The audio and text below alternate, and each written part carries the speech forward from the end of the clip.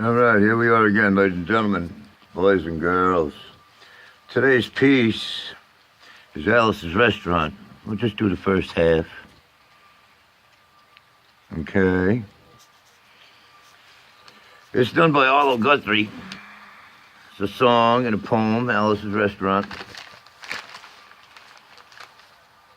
And now they playing right rapper here. They're gonna do it for you. Alice's Restaurant.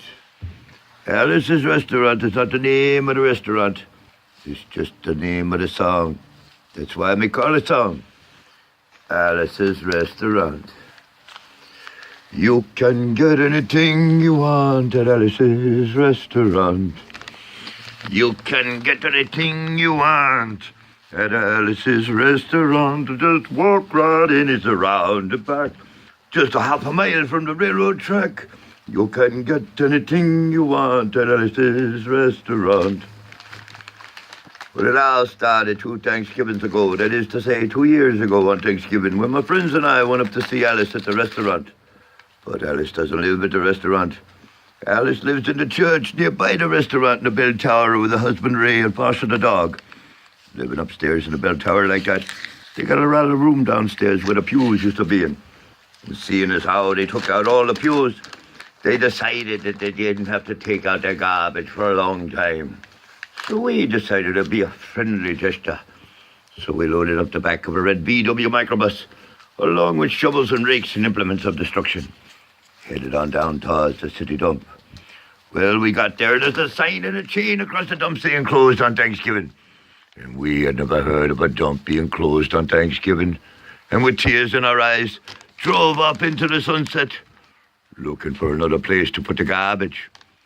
We didn't find one until finally off the side of a side road, there was another 15-foot cliff and another pile of garbage. We decided that one big pile was better than 2 little piles, and rather than to bring that one up, we decided to throw ours down. What we did. We went back to the church. We had a Thanksgiving dinner that just couldn't be beat. Went to sleep and didn't get up until the next morning, when we got a phone call from Officer Roby. He said, "Kid, we found your name on an envelope at the bottom of about a half a ton of garbage and was wondering if you had anything to do with it." I said, "Yes, sir, officer. I cannot tell a lie.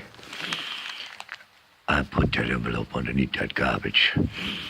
But after talking to Obi for about 45 minutes on the telephone, we finally arrived at the truth of the situation. He said that we had to go down to see him at the police officer station. Now, friends, there was 1 or 2 things that could have happened to us when we got down to the police officer station. The first one was that he could have given us a medal for being so brave and honest on the telephone, which wasn't very likely, and we didn't expect it. And the second one was that he could have bawled us out and told us never to be driving garbage around the vicinity again, and was pretty likely and was what we expected. But when we got to the police officer station, there was a third possibility that we hadn't even counted upon, and we was both immediately arrested, handcuffed. And I said, "Obi, I don't think I can pick up the garbage with these handcuffs on." He put me on the back of the squad car. He took me to the, quote, scene of the crime, unquote. Let me tell you about the town where this is happening. It's a small town called Stockbridge, Massachusetts. That's where they got 3 stop signs, 2 police officers, and 1 police car. But when we got to the scene of the crime, there was 5 police officers and 3 police cars, being the biggest crime in the last 50 years, and everybody wanted to get in a newspaper story about it. They was using up all kinds of cap equipment they had hanging around the police officer station.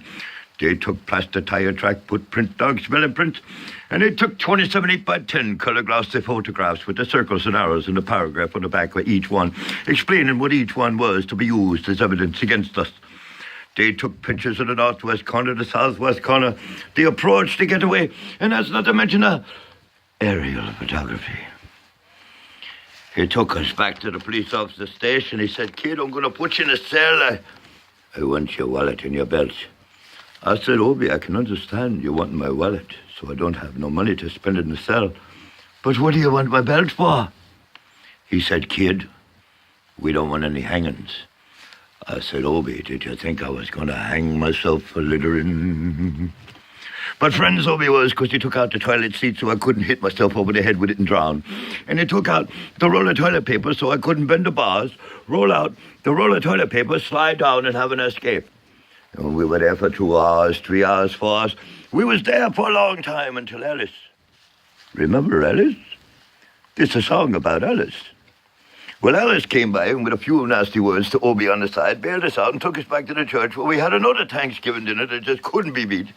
Went to sleep and didn't get up until the next morning when we all had to go to court. So we walked in, we sat down. Obi walked in with the 27 8x10 color glossy photographs and he sat down. A man walked in and said, "All right." A judge came in with a seeing-eye dog. He sat down.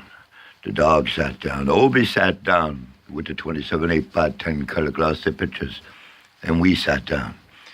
And Obi looked up at the judge. And then he looked back at the 27 8x10 color glossy photographs. You know, the ones with the circles and arrows and a paragraph on the back of each one, explaining what each one was to be used as evidence against us. And then he looked back at the judge.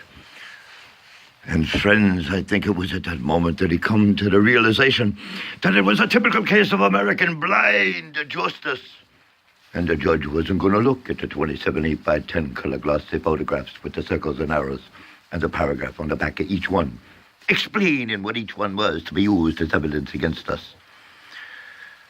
And we were fined $50 and told never to be driving garbage around the vicinity again. And there's a lot more to this poem, but I don't have the time here now. But you get the idea. The second part goes into about the draft, the Vietnam War, and all sorts of political things. But yours truly just live here with love and gratitude. Love and gratitude. That's how me live my life. Me love you all. Thanks for listening. And thank you, Arlo Guthrie, for writing and singing Alice's Restaurant. Peace.